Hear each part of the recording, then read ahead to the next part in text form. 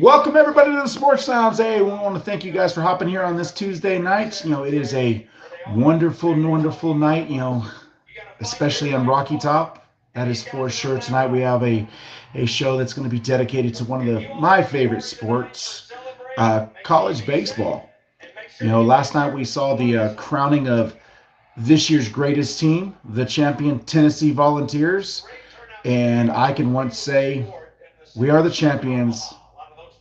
Fuck everyone else. That's my answer to that one. It's been Short and sweet. 25 Love years it. since the last.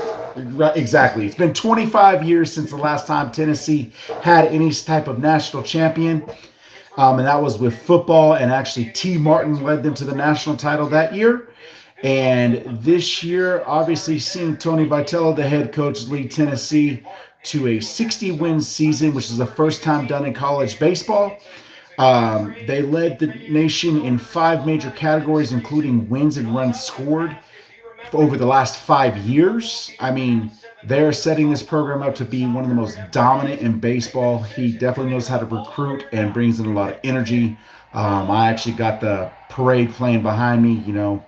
Normally you guys would see pretty much decked out a Tennessee Vol wall behind me, but guess what, ladies and gentlemen? Once I get moved, it's going to make the last wall look like it's a shame. That's what's going to happen. But hey, so tonight, Terry, how you doing, brother? Doing good, man. Good to be here again. It's always fun. I love talking baseball, and you and I are probably two of the most diehard baseball. I mean, you might not be as educated when it comes to college as I am, but I don't think there are many people that spend as much time watching college sports as I do. I find it, I think because even though, yeah, they are playing for the NIL money now, but they're playing it more for passion because they know it's about playing at the next level.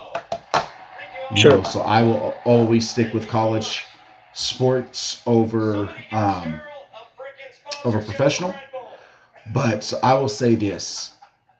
This is the first time since 1999 that the number 1 overall seed has won the national championship since they actually took on the seeding brackets in 1999, which the University of Miami did it.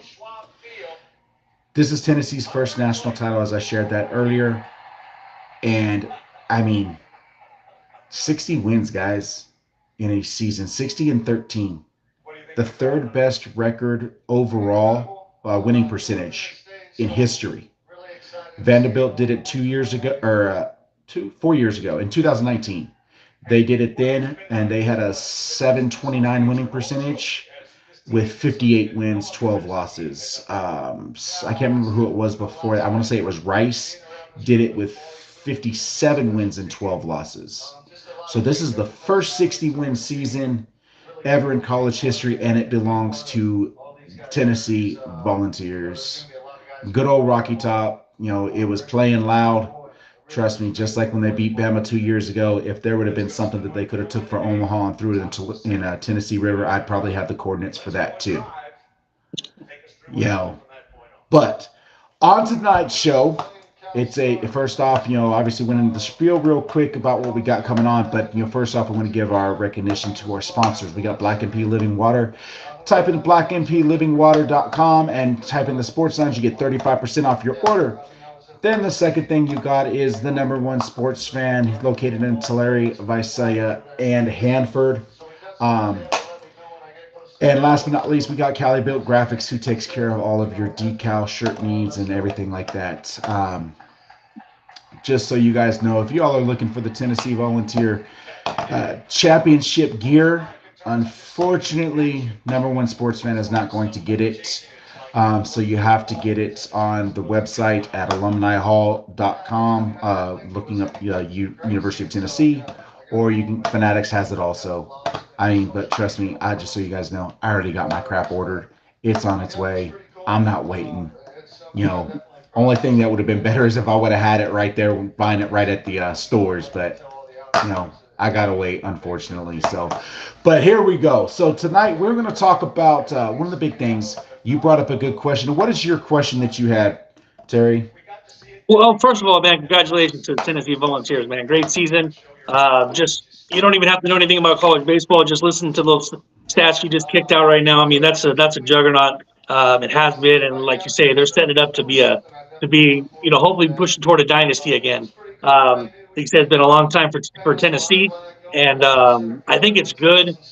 Tennessee doing it for college baseball. I think you tend to hear the same old names. The casual fan who sees college baseball and they think of the same old teams. And I think this is kind of a breath of fresh air, and certainly was for Tennessee. So congratulations to them. Great season, great coaching job, and you can't say nothing else about what they did. My question, man, my question was, and it's not an uncommon question. I'm sure a lot of people wonder the same thing. But with respect to college football and college basketball, um, I mean, college basketball, college football, almost just as watched as the college or the professional versions of the NBA and the NFL. Almost nothing beats the NFL. But college basketball and college baseball are awfully close, especially college basketball in the March Madness tournament. And my question was just my thought was what. Not only is college baseball not on their level with NCAA basketball and football, but why are they so far behind them and below them as far as, I mean, I'm sure ratings, the popularity of the sport. Like you said, you're a diehard baseball fan to the max till the day you die. Mhm. You're certainly going to follow. But I don't think that's pretty rare. And I'm just curious what it is. I have a few thoughts of what it is. We talked about it before the show, but it's sad to me because it is. I mean, I love baseball, and it doesn't matter what level it is. But I wonder just the appeal that's lacking from their end. Why it's not. I mean, it's not broadcast hardly ever until the World Series. Other than that, you got to have a regional sports network, or you got to watch it at I don't know what god awful times at night or morning. You got to watch them. But I never just happen to run into a college baseball game on TV. You'll run into a Major League Baseball game on TV. During college basketball, you will run into a game on ESPN. You Saturday mornings, channel 47, 26, you're going to run into a college football game. And it's not that way with college baseball. So, I'll open it up to you first. You tell me what you think, and I'm gonna throw some of mine out there too. So when it comes to the College World Series, this is the great thing about it is you know exactly where it's being played every year. Whether it's baseball or softball. Softball is going to be located in Oklahoma City. Baseball is going to be played right there in Omaha. Yes, sir. Honestly, guys, those are the only two places that you'll ever see a championship game played because there ain't nothing going on in Omaha. Sure. There's no professional teams. I mean, you got the Cornhuskers. Right. I mean, unless if there's some Cornhusking national champion that I don't know about, there's none of that going on. Oklahoma City, I mean, let's be honest. And when you look at Oklahoma City, Oklahoma, yeah, the Thunder, they might have been decent, but they ain't going to be winning no championship here. Not No. at least for a few more years. You know, so realistically, that's a big thing. It's where it's played.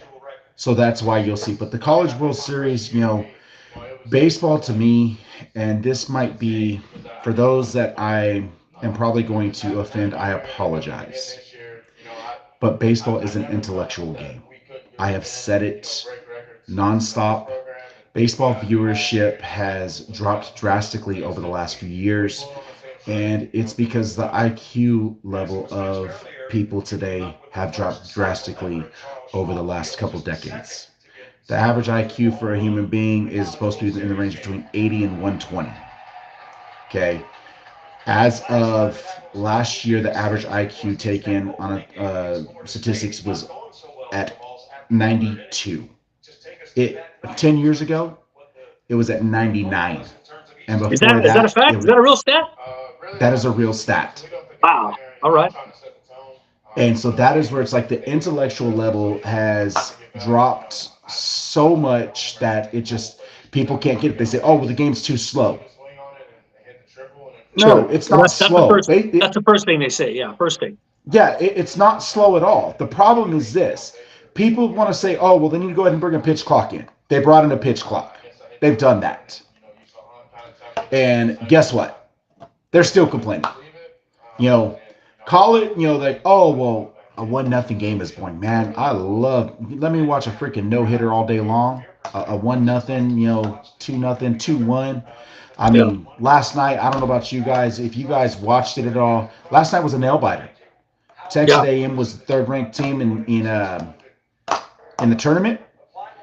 They were the eighth ranked team overall in the nation, and they went.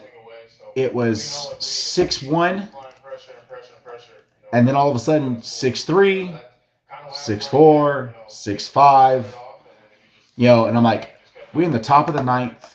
We got one out, and there's a runner on. I'm like, oh sh. I was nervous. I'll be straight up. I was a grown man crying when they got the third out. I'm not gonna lie. Well, I'll tell you what, we're trying to get that video you out as soon as we can. As soon as we can get the rights to it, it's going viral. Because I'd like Hey, everybody to see that. I can care less. Like straight up, if I'm able to cut that crap, I will figure out how to cut it and I will post it myself. I am that big of. I'm not just a fan. You guys don't know this. My goal and my dream has always been to play at University of Tennessee. I had 3 knee surgeries right out of high school. Never had the opportunity to go play ball. Back then you didn't get a medical red shirt. It's like if you didn't play, you didn't go. Um, and that was my big thing. And so I have not. Let's see, we got Mikey here. Nope. He keeps cutting in and out. I don't know what happened. Anyway, so I was supposed to go to the University of Tennessee to play ball. 3 knee surgeries. And so it's always been my dream to graduate with a degree from the University of Tennessee. I am actually a college student right now. I do hold 1 degree in business, but unfortunately it's not from Tennessee. Well, I am working on getting everything transferred over and to do online schooling and to receive a degree from them just so I can say I am a volunteer. Nice. What up, Mikey? There he is. What up? So, What up? I mean, with Tennessee, it's one of those things. It's about tradition. So when it comes to, Terry, you want to repeat the question for Mikey? Yeah, Mikey. Why? I'll just be point blank. Why is college baseball so boring compared to college football and college basketball? Why is it not getting the viewership? And why is it not getting the ratings? And why does nobody care about it? It's The average simple. fan. The average fan. I'm talking. It's pretty simple. They don't got they don't have the marketing behind it. That's it. As college basketball and college football does, correct? The hype is just not there for college baseball. They don't have the marketing. I don't know if it's a budget thing. I don't know if they don't. I don't know. But like any other sport, I think that they should definitely treat it the same. But I mean, it's real simple to get viewership, to get people to plug in.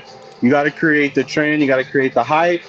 And reason why college basketball is so big because it's March Madness, and they hype it up around that. And for college baseball, they need to go World Series. Like they need to pump that up, and maybe you would get the viewership or not. But it's all marketing. That's all it is. Real simple. Well, there's got to be some people behind the scenes there in the NCAA that are realizing the viewership's just not going to be there because they got to be some smart people there. So they got to either understand they certainly understand they need to market it. But I'm wondering if they've already figured out it's not happening. And maybe if that's the case, I'm wondering why that is. Why does nobody really want to watch it? Or I'm talking about casual fans here. Maybe like they can view it. They also could do an analysis where they break it down to where the return on investment is not there. So they would have to get sponsorships. They would have to get studs, man. I think a lot of it has to do with players too. Sure. Players have to make a name for themselves and kind of build that kind of hype around them as a brand. And college baseball doesn't have. You have so many compartments and um, changes within it, it's hard to really focus on one guy. Sure. You got how many pitchers coming in. You got a set lineup, but then that lineup could change. So there's really not a focal point of like in Major League Baseball. You already know. I'm gonna talk Dodgers because that's what I know. But you got a Mookie Betts, you got a Freeman, then you got Otani, and then you got your pitchers, right? Gladstone, those guys. Um, and that's where they build the hype around, right? And then that's where you get the viewership. But even with Major League Baseball, you really don't get a huge like viewership until October, right? Baseball Sure. Sure. October. That's what it's about, right? It's about playoffs. It's about that. That's where you really get the viewership. But their promotion, the hype, that's where they get all of their attraction from, getting people plugged in. I think baseball could be better off, um, at least starting like a trial or starting something for the World Series. If it's just the World Series, putting a marketing budget behind that and just getting a viewership around that first. And then as they start getting that viewership, they can expand for the season. But this is actually a competitive year, with Texas A&M and M and obviously Tennessee, and then Tennessee obviously winning it. It was kind of cool to watch. It was my first World Series ever to watch, which was kind of cool. But you know, um, it was cool. Here's the big thing that I see. So you talk about names, right? We obviously the Dodgers got Betts, you got Freeman, you got Otani. Those are your big name players. Um, I mean, let's be honest. If you're not a diehard Dodger fan, you're not really going to be able to say, "Oh yes, I know who the right fielder is." Sure. Guys, Sure. I'm a diehard baseball fan. I don't even know who the right fielder is for the Dodgers. Was it Tovar?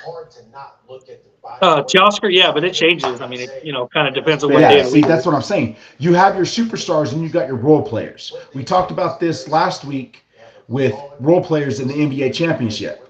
It was role players, even though Jalen Brown got it, but it was role players that were affecting it.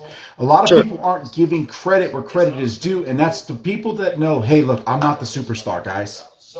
I'm not the class act. I'm not like, hey, I'm number one pick status. Okay. Now let me tell you this. We talk about not knowing names. Okay. There are names that people need to know when it comes to the University of Tennessee and home run hitters. There were five players that had over 20 home runs. Okay, that's the most in Division One history. Five players on one team.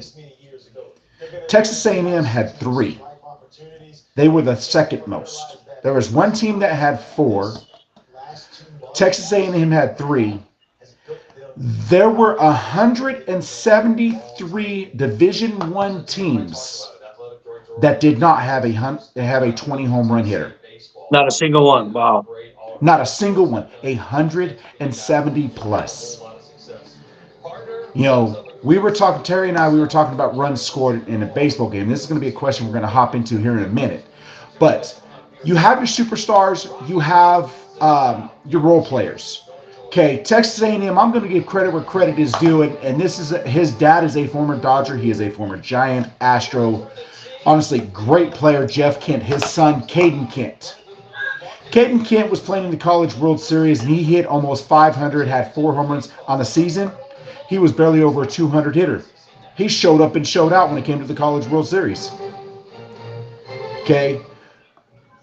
Tennessee had, like I said, let's talk about but I'm going to go back. That's one guy. A lot of guys, Texas A&M didn't have their star second baseman. He was out for that's why Caden Kent was in there. He got injured, ended up messing up his ankle real bad. He's not coming back till next year.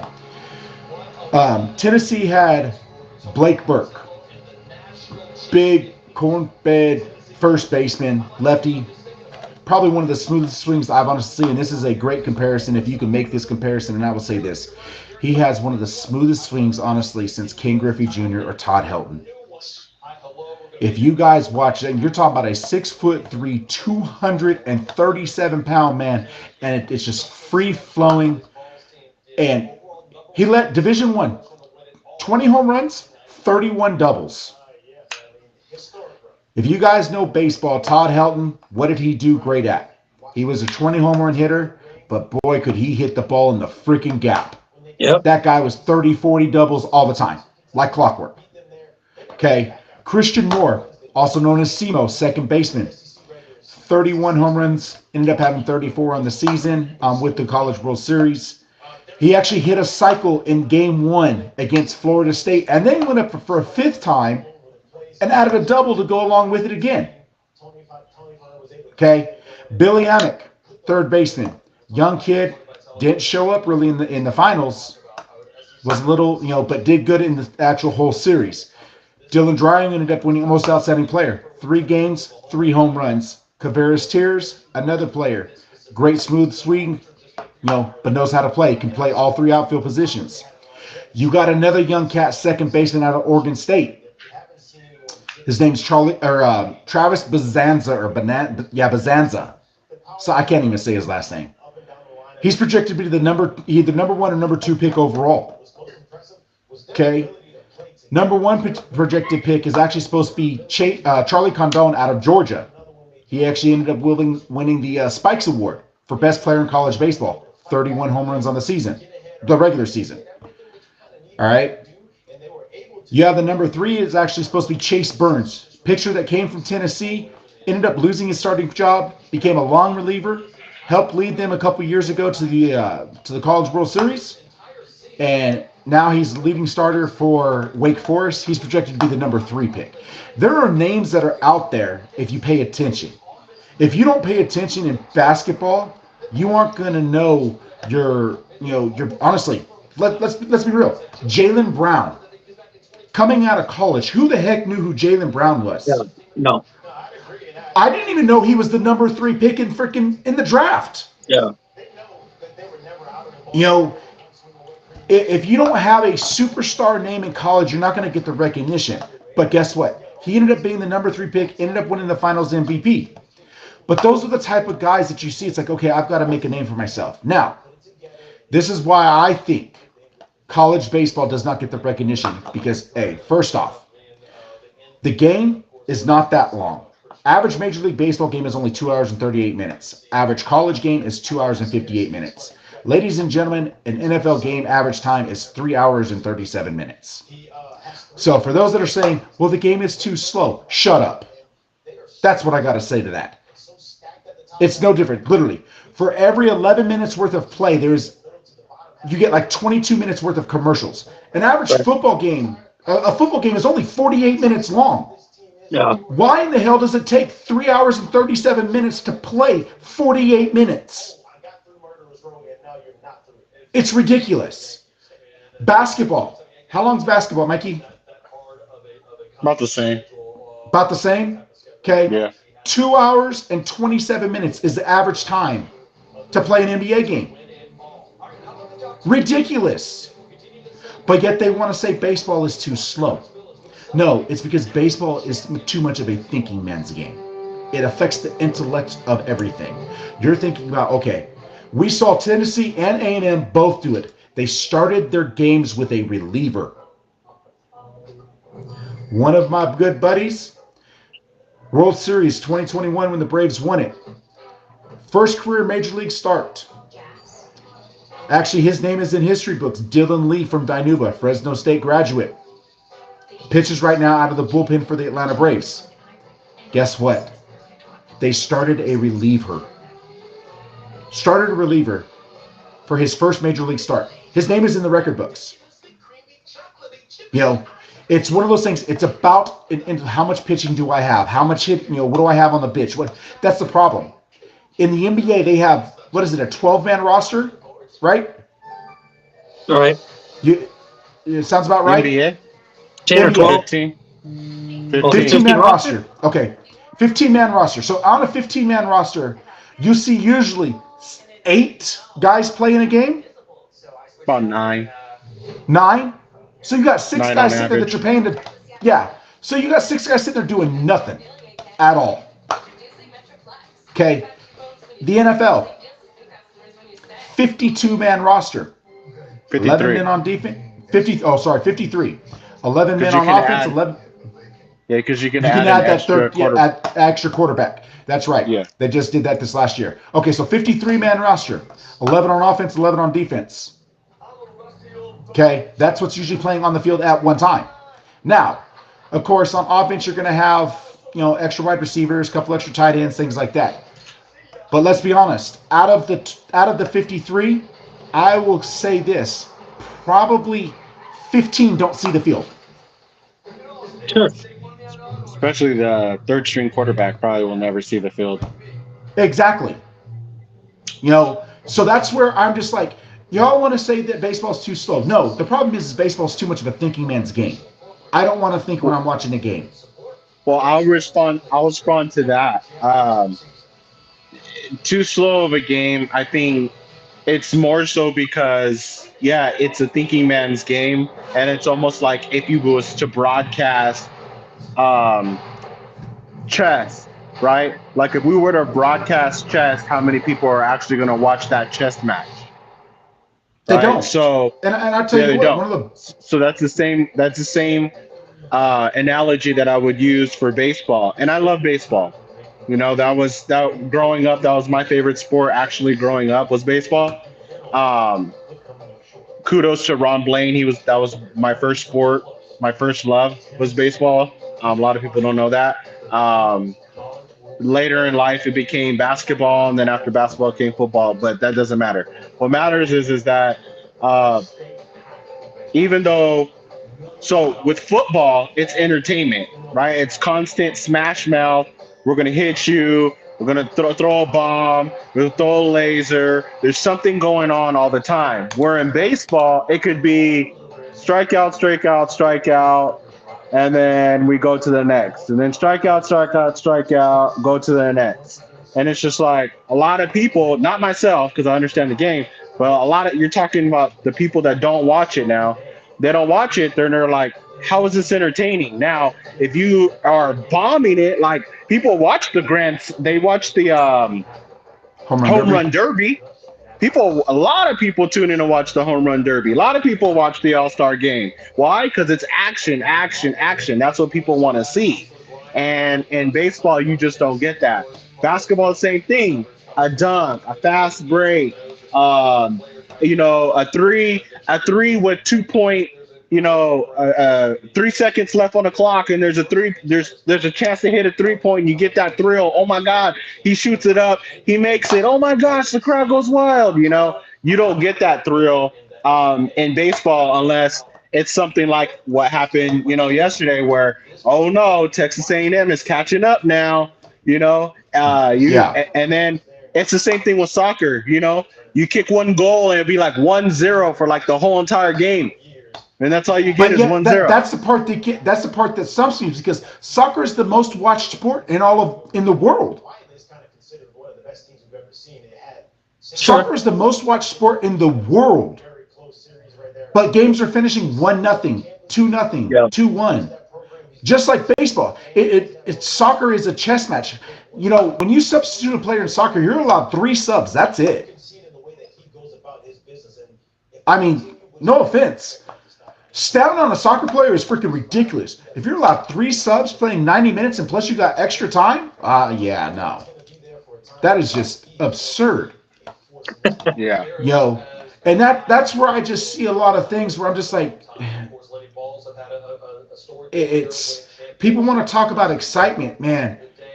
If you guys have the chance to rewatch Game 3 of the College World Series, watch it. Everyone's like, oh, it's 1-0. All of a sudden, it's 1-1. It's 3-1. Okay. Next thing you know, it's like, oh, it's 6-1. I mean, you guys should have seen the slide. The freaking slide that Inslee had. And guess what? That ended up being the game-winning run. They scored 3 runs in 1 inning. Inslee on a ball that's hit off the wall by Tavares, who it should have went out in any other stadium. Hobbling around third base, was out by a mile. and he seriously pulled a Houdini trick. Next thing you know, ball goes up the line. He ends up changing in basically midair to go around to tag the plate. Guess what? That was the 6th run. Final score was 6-5. To me, it's one of those things like baseball is about how fun you can make it. How many games are you going to get like that though? Well, let me tell you this. If you add up all the games that they play, how many games are you going to get just like that? This is a good spot that's going to lead us into our next question. So, people talk about runs scored, right? Runs scored, average runs scored in a Major League Baseball game, 4.53. Okay, 4.5 runs game total between both teams. That's not a lot. No, it's not. All right. I mean, unless you're playing the Dodgers, then their average is probably a lot higher. Right, Terry? You're really. Yeah. Unless if he's got Yamamoto. Oh wait, that's right. Yamamoto's not pitching. Terry brought bad juju with the broke bobblehead. I put the juice on him, bro. But now let me tell you this. So Tennessee's these are runs scored in Tennessee games. Like I said, they were 60-13. And I'm not even going to give all the scores. But here we go. 11, 16, 21, 12, 11, 7, 12, 16, 15, 24, 17, 11, 10. Hell, they had a game where they had 15 runs scored against them. They had a couple games at 15. Georgia beat them 16-2. But then the next game, Tennessee goes back and beats them 16-11. I mean, against Alabama A&M, 20-2. Tennessee against Auburn, 19-5. You want to talk about runs scored? Average scored game for Tennessee is about 10 runs. Between 9 and 10 runs. Now, Florida in the College World Series, they didn't even make it to the finals. They were averaging 13 runs a game. So you have a comparison, 4.5, 5 runs a game. Let's say 5 for baseball. And Florida just averaged 14. So you can't say that you don't have the power there because like I said, you got game 16-11. But Mark, that goes that backs up your point even more when people say that it's basically by saying the games are too long or they're too slow, they're not exciting enough, is what people are saying, right? So that holds no link because if that was necessarily their true reason or their true thoughts, they would watch college baseball over MLB because the college games are more exciting if you go by runs scored, which is what we all determine, right? That's the litmus test. How many times do you score? They're more exciting than MLB games. So I'm going to present to you just as on the way out of this topic into our next is just, don't we all watch sports, or we all started watching sports, right? Because we played sports and we wanted that journey from our childhood days to high school to pro to college to pro, whatever. That's the way we saw our if you wanted to be a professional athlete, that's the way you saw it. So I to me personally, I think a lot of fans out there, we're watching and we're looking at our own lives and kind of in retrospect, right? So we want to follow these kids when they're young. You guys are some of the biggest guys that I know as far as knowing guys in the high school level. I don't even really know anybody at the high school level unless they happen to be on Sports Center, for some reason. But we watch them come through college. We watch them come through the minors up to become pros, right? We become engaged in their life story. We know all about them, right? Personal life, stats, all that kind of stuff. And then unfortunately for college baseball, they don't have that. And what I mean by that is we watch college basketball. Those guys are playing on Saturdays. And when March Madness is over, it's 6 months, and they're playing on sports on ESPN. They're playing on Channel 30 the next season. And we know, man, we followed Zach Edey from Purdue all through the tournament. I mean, he's going to be playing here pretty quick. You know what I mean? Yeah, with the Lakers. Yeah. You know, so supposedly they're saying they're going after him, but in college football, we're watching them on Saturdays, right? We're watching these players, we're watching the Heisman Trophy candidates, we're watching the number one teams, we're watching the college playoff, and just in a matter of months, they're in the draft, and they're getting drafted by our favorite team or our the team we hate the most or our interdivision rival. So their names never go away. College baseball, the guys you just mentioned, and it's no fault of their own, they're going to disappear for about 3 years if they graduate, right? If they're seniors, right? Or if they're going to sign with a team, they're going to disappear for minimum 3 years unless they're just a phenom. They're still going to spend at least a year or two in the minor leagues before they even get to the show. And I think that's where they lose a lot of the because we're not invested in college baseball because we can't follow them. Then you have the influx of the foreign players, the Dominican Republic, everything from Latin America coming in. They're not going to our colleges for the most part. They're getting signed straight out of their country, or they're coming here getting signed right away. We hear about them before we hear about American-born college baseball players. And it's unfortunate, man, because like I said, we're going to forget about them. Then they're going to come up. Oh yeah, that's right. He did play at Tennessee. It's almost an afterthought, and I think that's unfortunate. It's not fair to the guys. You know, I don't know if there's anything that can be done about that, but to me, that's the reason I can't get into it because I'm invested. I like watching the players probably more than I watch the teams. You know, and I like a good story. I like to hear a comeback story, or I like to see a guy who talks too much trash and gets humbled, or a guy that's real humbled and then he gets to smack down the guy that talks too much trash, or whatever. Like I'm a storyline guy, and I think that's where they're losing it. And I don't think there's anything you can do about that, unfortunately. I'm sure they've got people that have thought about it that are a lot smarter than me, figure out how to close that gap and how to bridge that gap between the time they're playing in the College World Series and the time they're playing on MLB Network. I think the biggest thing is I'm going to say this before we hop on this next question real quick. It's going to be a short one. But I think our biggest problem is we are not investing into the minor leagues. Major League Baseball has a minor league system. Okay. Now you see that even less than college baseball. That's when do you ever see a minor league game, unless you go to it, right? Right. So they don't invest in the minor league teams. Okay. We saw Paul Skeens from a couple years ago. Dude's a stud out of LSU, killing it right now in the majors.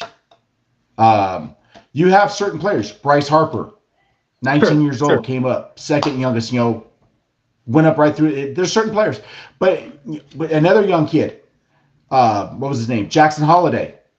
Uh-huh. Kid was a stud in playing ball in college. What about Judge? Aaron Judge. Judge kind of came up the long way, right? Didn't he? Judge came up the long way. So Judge was not a superstar when he was at Fresno State. Did they win a World Series when he was there? Minors. No. Did they win it 1 year around that time? Didn't Fresno State win it 1 year? Fresno State won it in 2008 with Tommy Mendonca. So that was way before Judge then. Okay. Yeah. Okay. So you have things like that. So I think they're failing at investing in this NIL money with college baseball. I mean, crap, let's be honest, guys. I think college basketball NIL money is better than I think WNBA NIL contracts are better than NIL money in college baseball. Sure. But I mean, let's be honest, once they become pros, it's all over from there because there ain't no salary cap. But so I'm going to hop into this next question. It's going to be a short one, but I'm going to ask this. So I shared briefly with runs scored in Major League Baseball, shared briefly what Tennessee did with the bats, and what Florida did with the bats. Difference is aluminum versus wood. I'm going to ask your guys' opinion. And this question is going to get carried over next week, and there's a special guest next week, and I'll share that here in a minute. But do you guys think that aluminum bats should be taken away from college baseball since they're getting ready to play for the pros? That's what they're preparing for. Or should they keep it the way it is? Let's hear from Mikey first. I got to hear from Mike.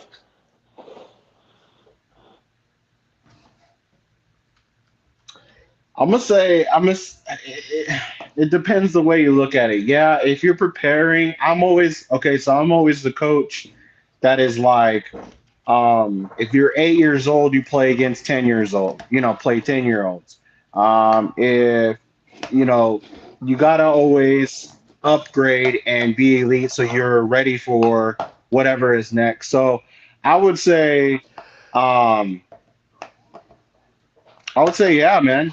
I would say wooden bats is necessary if that's the direction that all of these players are wanting to go is MLB. They have to. I mean, if I'm a scout, right, and I'm watching a game, I want to see how you're hitting with, a standard wooden bat versus an aluminum bat. So I would go wooden. All right. What do you think, Terry? Man, I don't know. We talked about this before the show too, and I'm still kind of split. I'd have to look at it from some kind of practical standpoint. What are we doing it for? Are we doing it for safety? Are we doing it for player safety? Are we doing it for or is it a ratings issue? I'm just talking about if we decide between the two, not just going from aluminum to wood, but the pros and cons of each. I have to look at it from that angle, and I mean, obviously, you're going to score less. You're going to hit the ball shorter, obviously, with a wooden bat. It's just physics. But I don't know if it prepares you any less or more for the pros when using an aluminum bat in college. The only thing I say that I could kind of see that may be a problem is, and I haven't seen too much player safety issues lately in college baseball with guys getting hit. I think I actually seen more. Well, again, I don't see as much college baseball, but I bet it's probably not much worse than it is in MLB as far as injuries and stuff, balls off the bat. Which our guest tomorrow has a pretty good story about that as well. So anyway, I would say the only thing I would worry about is it inflating numbers of guys in college to where a guy that's maybe a good home run hitter in college is a great home run hitter, but can't really place the ball very well, like he's going to have to do in the minor leagues when he gets drafted. He's going to have to place the ball because a wooden bat's not going to go out every time he gets under it. Right. That's the only thing I kind of look at is maybe it might inflate some guys' numbers. So maybe we should start them earlier with the wooden bat so that we know even the minor leaguers, they know who they're drafting more so. But it's been like that forever. So I mean, you think there would have been some kind of, if there was something weird about it, you think they would have figured it out by now. But I mean, if anything we're seeing in MLB is any more telling than a guy that can hit 50 home runs and bat 220 and drive in 130. I mean, you know what I mean? That's one of those guys. It's a strikeout, a home run, or a walk. And I don't know if the bat has anything to do with that. But an aluminum bat is certainly going to give you more distance, obviously, a harder hit ball, and what's all this analytics now? Launch angle, bat, ball speed, speed off the bat, all that stuff, and distance. That's a huge thing now. I mean, you can't watch a game without seeing that at least once an inning. Statcast, the graph and everything. So I don't know. Yeah. I don't know. I'm stuck, man. I don't know if it would affect me one way or the other, but I think it's a good question. I'd like to know more about it. I'd like to see some more research on it, actually. I think, trust me, it gives me something to do. I like looking at the numbers. So I'm actually going to go into this, and I'm going to say this. Last night, I was annoyed watching the game on ESPN because every time a player comes up, there's a run. Oh, this guy can tie the game up with a home run. Oh, they can take the lead with the home run. Every person. It's just like, bro, we know they can hit the damn home run. Yeah. We know this. I'm going to share this quick stat and finish with my last statement, and that is this. The most home runs hit in a career or in a season is actually, in college baseball, is 48. Okay. That's the most homer. Okay, 73 was done by Barry Bonds. That's Barry Bonds? No, 73 was Barry Bonds in Major League Baseball. No, okay, I thought you were talking about college. Okay. College was actually Pete. Huh? You're talking the comparison. Yeah, the comparison. Pete Inclavia. People don't know him. He's from the 80s. Dude was a beast. I don't think he looked like he wore a medium, but I swear the dude was wearing a triple XL. But everything he wore was too small for him. He had 48 home runs in 1985 in 75 games. He had 100 home runs in his career for 213. It's a good stat. 213 games. So you're talking about that's hitting a homer less than every 2 games. 48 homers in every less than 2 games. Okay. Average home run for baseball, it's about every 13 at bats. That's every 3 to 4 games. And that's for a power hitter. Right. Okay.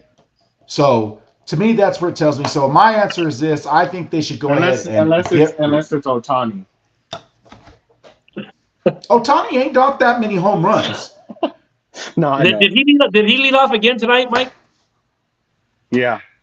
Yeah, I thought so. I wasn't sure. I wasn't sure if I read that right. Oh no, you read it right. But here's the thing: runs batted in per game. This is a name that you're going to know, Terry.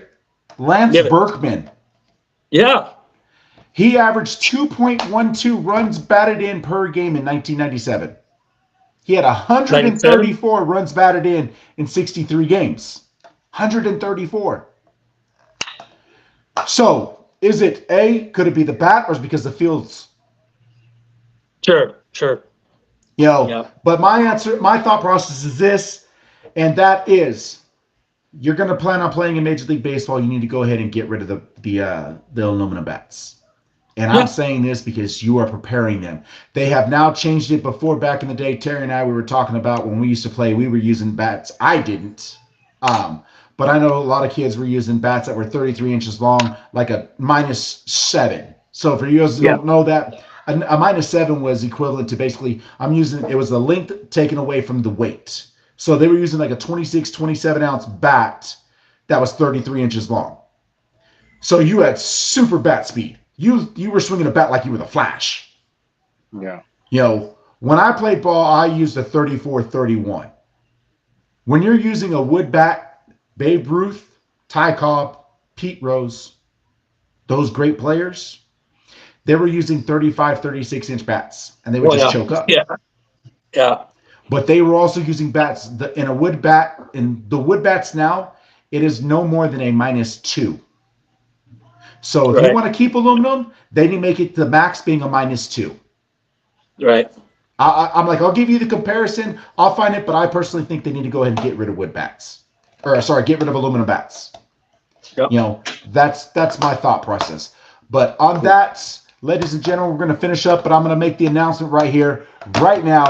Next week, next Tuesday, 7 o'clock, we are going to have retired Major League pitcher, Fresno State standout, and current Redwood head pitching coach, Adam Pettyjohn. Yes, sir. So hop on. We are going to be talking to Adam about what it was like, because his first Major League strikeout, just so y'all don't know, because I know a lot of people don't. Correct me if I'm wrong, it was Ken Griffey Jr., correct? Well, there goes the trivia question, so I got to find a new one. But yes, you're right. So, hey, that right there, I mean, that's a pretty amazing feat. But so next week, 7 o'clock, please hop on. Let's show some love to Adam, and also, show some love to a local athletes. But looking forward to having you guys on. Thank you all. We hope you all have a blessed night. You all be safe. And I'm going to finish off on saying this. Go on!